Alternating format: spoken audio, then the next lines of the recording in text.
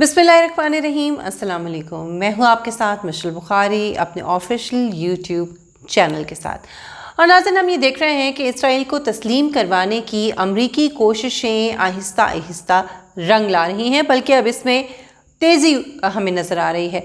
2 अरब ममालिक मुत्तहिदा अरब अमारात और बहरीन इसराइल को तस्लीम कर चुके हैं और कई दीगर तैयारी कर रहे हैं। मशरिक़ वस्ता क्या है ये जानना बहुत ज़रूरी है, और इसकी अहमियत क्या है ये जानना उससे भी ज़्यादा ज़रूरी है। यूरोपियन अक़वाम कदीम दौर से बरआज़म एशिया की अक़वाम के साथ तिजारत करती आ रही हैं। इस खित्ते में बेशुमार वसाइल मौजूद थे, जिसकी वजह से यहाँ की अक़वाम खुशहाल थी। यूरोपियन कौमें जिन्होंने इन इलाकों को अपने जोग्राफिया के हिसाब से इनको नाम जो है वो मुख्तलिफ दिए हुए थे, उन्होंने इस खित्ते को 3 हिस्सों में तकसीम किया हुआ था।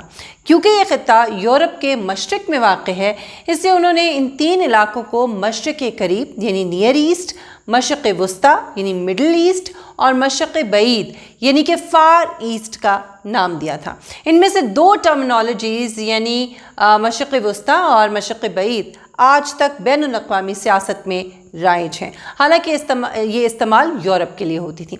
बहरहाल यूरोप ने ज़माने क़दीम से इस इलाक़े पर अपना तसल्लुत या असर रसूख़ कायम करने की कोशिश की। एक लॉन्ग टर्म प्लानिंग जो बहुत पहले से चल रही है। सिकंदर आज़म से लेकर ताज बरतानिया तक सब ने इस इलाक़े को अपने मुफादात के तहफ़्फ़ुज़ का ज़रिया समझा। जब पहली जंग अज़ीम ख़त्म हुई और खिलाफत उस्मानिया को शिकस्त हुई, तो यूरोप और अमेरिका की नज़र सल्तनत के इस इलाक़े पर मरकूज़ हो गई।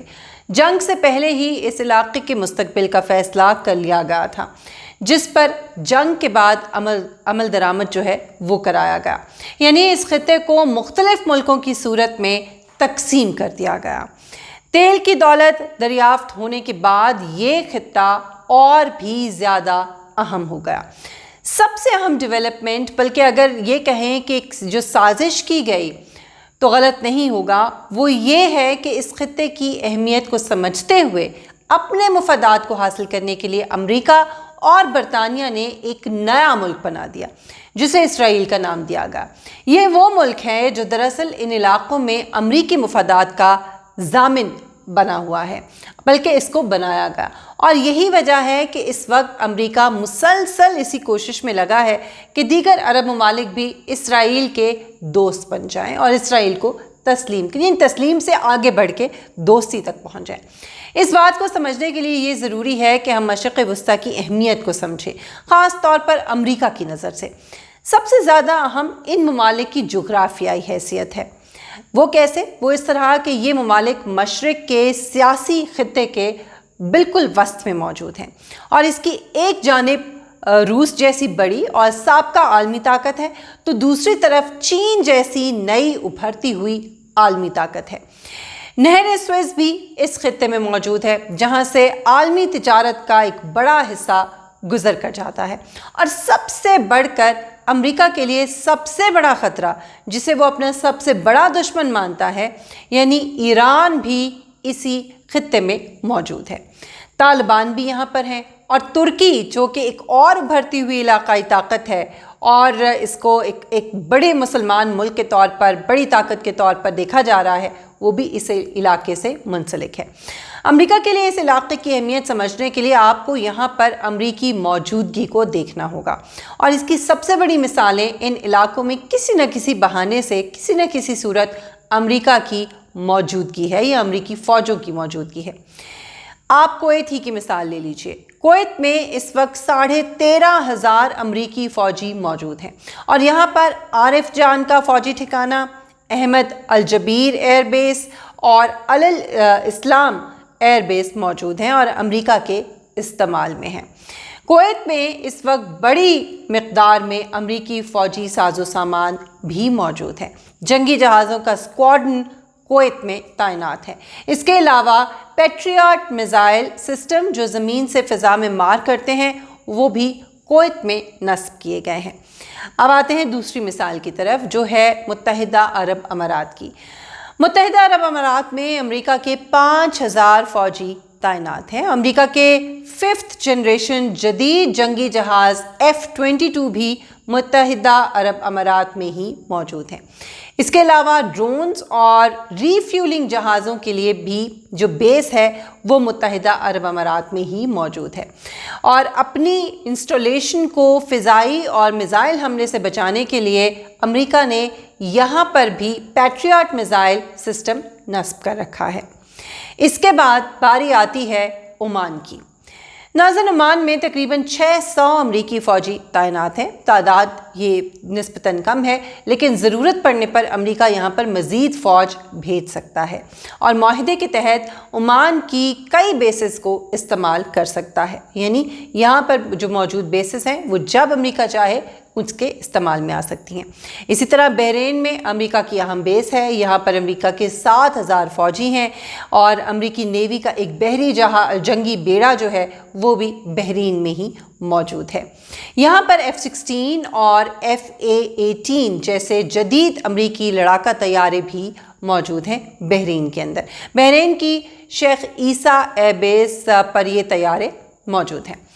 ناظرین، گہرے پانی کی بندرگاہ خلیفہ بن سلمان امریکی طیارہ بردار بحری بیڑے استعمال کرتے ہیں۔ یہاں پر بھی فضائی اور میزائل حملے سے بچنے کے لیے تمام سسٹم نصب کیا گیا، یعنی پیٹریاٹ میزائل نصب کیے گئے ہیں۔ یہ بات تو خیر اب اچھی طرح عیاں ہو چکی ہے کہ سعودی عرب جیسا مسلمان ملک امریکہ دوستی میں آگے ہے۔ سعودی عرب میں تقریباً 3000 امریکی فوجی موجود ہیں، اور اس کے علاوہ مختلف اور چیزوں میں بھی جو فیسیلیٹیشن ہے وہ سعودی عرب کی طرف سے دی جا رہی ہے۔ سعودی عرب میں امریکی فوجی ایئر بیس دارالحکومت ریاض کے قریب اسکان کے نام سے موجود ہیں۔ اسی طرح قطر کی اگر ہم بات کریں تو وہاں پر تقریباً 13000 امریکی فوجی تعینات ہیں۔ الدید ایئر بیس میں امریکہ کا فضائی آپریشن کا سینٹر موجود ہے، جو خطے میں موجود ایئر فورس کے مشنز کو کنٹرول کرتا ہے، یعنی الدید ایئر بیس امریکہ کا خطے میں فضائی کنٹرول کا سینٹر مانا جا سکتا ہے۔ اس کے علاوہ یہاں پر B-52 جیسے بھاری بمبار طیارے بھی موجود ہیں۔ یہ تو تھی مشرق وسطیٰ میں کچھ امریکی بیسز اور ان کی موجودگی کے اعداد و شمار۔ اس کے علاوہ بھی یہاں پر امریکی انسٹالیشنز موجود ہیں۔ ناظرین، سب سے بڑھ کر اسرائیل جیسا ایک پورا ملک یہاں پر امریکی مفادات کے تحفظ کے لیے بیٹھا ہے۔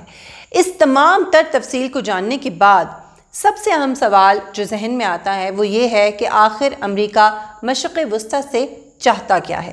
اس کی سب سے بڑی وجہ تو یہ ہے کہ چین سے امریکی مسابقت کے بعد اس خطے کی اہمیت امریکہ کے لیے بہت زیادہ بڑھ چکی ہے۔